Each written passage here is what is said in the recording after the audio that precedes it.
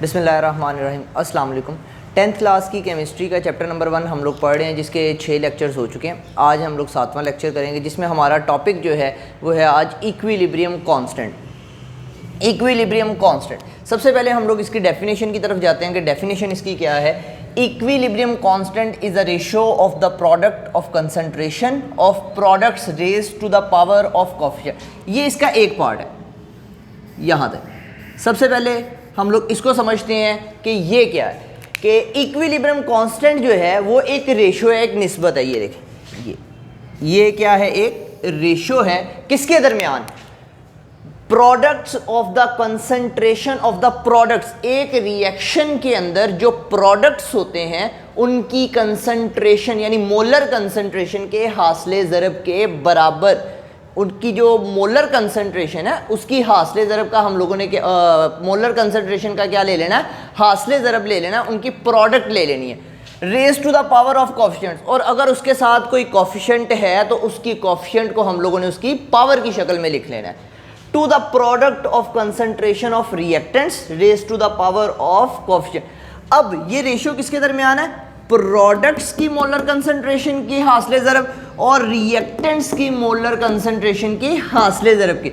और अगर उनके साथ कोई कोएफिशिएंट है तो हम लोगों ने उस कोएफिशिएंट को उसकी पावर के तौर पर ले लेना है। लेकिन इसके लिए एक शर्त ज़रूरी है, जिस भी रिएक्शन के लिए हम लोग ये इक्विलिब्रियम कांस्टेंट यानी केसी निकाल रहे हैं, उस रिएक्शन की हमारे पास बैलेंस्ड केमिकल इक्वेशन होना लाजमी है।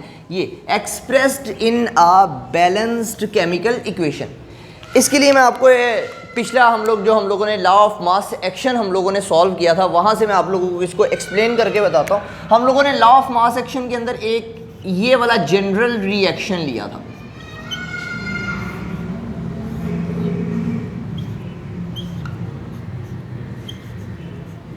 और इस जनरल रिएक्शन के लिए जो हमारे पास केसी यानी इक्विलिब्रियम कांस्टेंट एक्सप्रेशन आई थी वो कुछ इस तरह से आई थी। केसी इज इक्वल्स टू सी की मोलर कंसंट्रेशन इसकी पावर सी, डी की मोलर कंसंट्रेशन इसकी पावर डी, ए की मोलर कंसंट्रेशन इसकी पावर ए और बी की मोलर कंसंट्रेशन इसकी पावर बी।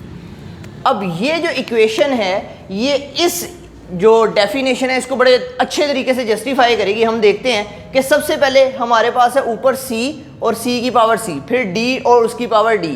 यहाँ पर इस इक्वेशन के अंदर A और B हमारे पास रिएक्टेंट्स हैं, जबकि C और D हमारे पास प्रोडक्ट्स हैं। तो सबसे पहले हम लोगों ने ऊपर प्रोडक्ट्स लिखे, प्रोडक्ट्स के लिए मोलर कंसंट्रेशन, और इन दोनों के दरमियान कोई साइन नहीं है तो इसका मतलब है ये इन दोनों के दरमियान मल्टीप्लिकेशन का साइन है। तो यानी ये दोनों आपस में क्या हो रहे हैं, मल्टीप्लाई।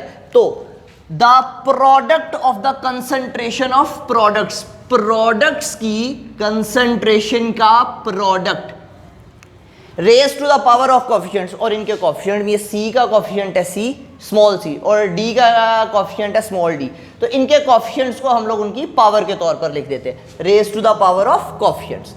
अब ये रेशियो है, ये देखिए रेशियो टू द जो प्रोडक्ट है ऑफ कंसंट्रेशन ऑफ रिएक्टेंट्स। अब रिएक्टेंट्स है हमारे पास A और B, तो A की मोलर कंसंट्रेशन और B की मोलर कंसंट्रेशन और इनका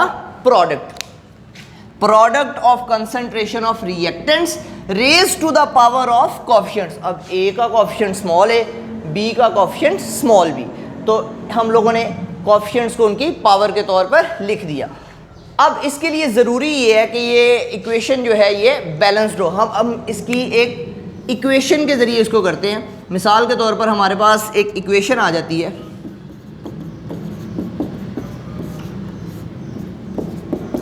ये नाइट्रोजन प्लस हाइड्रोजन ये दोनों आपस में मिलकर बना रहे हैं अमोनिया। ये एक बैलेंस्ड केमिकल इक्वेशन है। अगर ये मैं इसको बैलेंस ना करूँ, ये मैं 3 रेज यहाँ से कर दूँ, तो फिर हम इसके लिए यहाँ से Kc की वैल्यू नहीं निकाल सकते, क्योंकि Kc की वैल्यू निकालने के लिए एक अहम जो शर्त है वो ये है कि इक्वेशन का बैलेंस्ड होना ज़रूरी है। तो ये अगर हम लोग इसको बैलेंस करेंगे तभी हम लोग यहाँ से Kc की वैल्यू निकाल सकते हैं, अदरवाइज़ हम लोग यहाँ से Kc की वैल्यू नहीं निकाल सकते।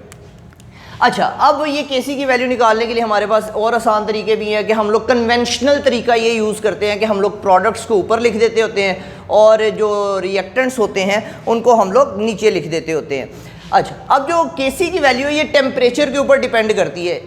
जो रिएक्टेंट्स हैं और प्रोडक्ट्स हैं इनकी इनिशियल जो कंसंट्रेशन है इससे इसका कोई ताल्लुक नहीं है, ये डिपेंड करती है टेम्परेचर, क्योंकि टेम्परेचर कम या ज़्यादा करने से रिएक्शन की जो रफ्तार है, रिएक्शन का जो रेट है वो कम या ज़्यादा हो सकता है। इस वजह से इसकी जो वैल्यू है वो किस पे डिपेंड करती है, टेम्परेचर के ऊपर। अब केसी का यूनिट जो है वो हम लोग निकालते हैं कि इसका यूनिट क्या होगा। इसका यूनिट हम लोग निकालने का आसान तरीका ये है कि इसी एग्जांपल के ज़रिए हम लोग इसको करते हैं कि केसी, यहाँ पे अगर मैं केसी निकालूँ तो वो आ जाएगा NH3, इसकी मोलर कंसंट्रेशन, इस कोएफिशिएंट को आप पावर के तौर पर लिख देंगे, इसका मोलर कंसंट्रेशन और इसकी मोलर कंसंट्रेशन और इसकी आप पावर लिख देंगे। अब मोलर कंसंट्रेशन का जो यूनिट होता है वो होता है मोल पर डेसीमीटर क्यूब। इसका यूनिट मोल पर डेसीमीटर क्यूब, लेकिन पावर एज इट इज़ आ जाएगी। इसका यूनिट मोल पर डेसीमीटर क्यूब और इसका यूनिट भी मोल पर डेसीमीटर क्यूब और पावर एज इट इज़ आ जाएगी। अब हमारे पास यहाँ पे ऊपर हमारे पास मोल पर डेसीमीटर क्यूब 2 हैं, यानी उसका स्केयर है। यहाँ पर हमारे पास अगर हम मोल पर डेसीमीटर क्यूब देखें तो हमारे पास इसकी पावर 1 और इसकी पावर 3, यानी ये 4 हो जाएगी। 2 जो है वो मैं यहाँ पे आपको सॉल्व करके, ये आ जाएगा मोल पर डेसीमीटर क्यूब का स्केयर और ये आ जाएगा मोल पर डेसीमीटर क्यूब की पावर 4।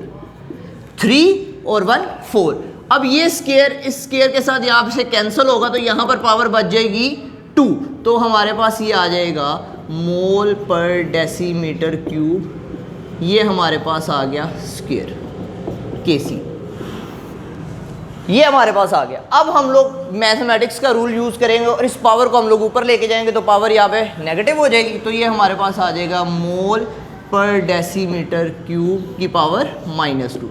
अब पावर को अलग-अलग करेंगे, मोल की पावर -2 और डेसीमीटर क्यूब की पावर कितनी है -3, तो -3 जब 2 से मल्टीप्लाई होगा तो ये आ जाएगा 6। तो ये केसी के क्या आ गए यूनिट्स, किसके लिए, इस इक्वेशन के लिए। हर इक्वेशन, हर बैलेंस्ड केमिकल इक्वेशन के लिए केसी के यूनिट्स अलग अलग होते हैं। अगर रिएक्टेंट्स के मोल्स की तादाद और प्रोडक्ट्स के मोल्स की तादाद आपस में बराबर हो तो केसी का कोई यूनिट नहीं होगा, क्योंकि ऊपर प्रोडक्ट्स का यूनिट और रिएक्टेंट्स के यूनिट्स आपस में कैंसिल हो जाएंगे, केसी का कोई यूनिट नहीं आएगा। तो लिहाजा हर बैलेंस केमिकल इक्वेशन के लिए जो केसी होता है उसका यूनिट अलग अलग होता है। अब इस नेक्स्ट जो लेक्चर होगा इंशाल्लाह, उस लेक्चर के अंदर हम इक्विलिब्रियम कांस्टेंट के यूजेस पढ़ेंगे कि हम कांस्टेंट को किन किन चीज़ों के लिए यूज़ करते हैं। आज का हमारा लेक्चर यहाँ तक ही था। अल्लाह हाफ़िज़।